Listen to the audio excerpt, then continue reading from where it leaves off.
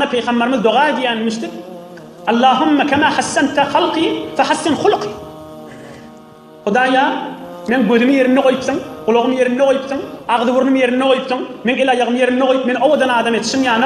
Hudaya men ahlakımda kuvvetini diyenmiştir Peygamberimiz. Ahlakı İlunumuzun içinde yiten var. Yani bir Resulullah'ın hadisini şu arada okuyayım. Ulu millet fikret ya bir adam selam aleyküm oğlumda şuna hoş ahlak değil ya. Ona diyleyenden daha hoş ahlak değil. Kim ya purrurak bolup ya yüzü açıkrak bolsa, hatta denanalardan bir hayarak bolsa, salam beri verse, tanıyan tanımayan erkek adamlara da şuna hoş ahlak değil ya. Onu diyleyenler Hud Peygamberimiz mübarek doğduğunun arasından çıkıp hoş ahlaklığı düşündürüptür Peygamberimiz. Hoş ahlak adamın 3 tane yağdayı vardır deyip. Nâme? En ta'fu ammen zalemeke, en tu'tiye men harrameke, en tasile men qata'ake. Hoş ahlak deydiği bir adamdır. Sana yamallık etse, sen yaxşılık etsen. Bir. O sana eziyet veriyor, sen hakkını alacak bolup durmuyor. O sana eziyet veriyor, sen hakkını alacak bolmayan. Hoş ahlakın bir alameti şey. İkincisi, tu'ti men harrameke. Ol sana zat iyi verecek adam.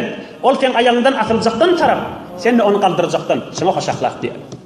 Hala taraf adamsı olsun, hala zenanası olsun, hala kaynanası olsun, hala öyle içerisindeki adam olsun, hala hemsayesi olsun, hala her kim olsun. O ona yamallık ediyor, o da ona yaxşılık ediyor. O ona da geçirecek adam, ona da elçecektin. Ve tasilu men qata'aka.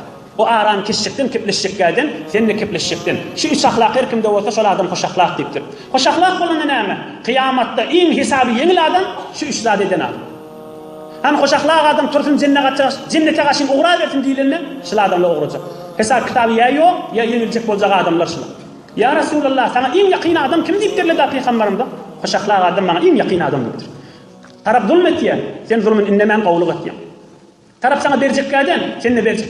Taraf sana aran kesecekten, kepleşecekten, bu husus qarınlaşındır. Sen de ayıpta var ya, qurbalıqta var ya, görüngde salamlaşyan, kiçilyen yanıq, kiçilmez. Resulullah ahlakı öğrettirdi.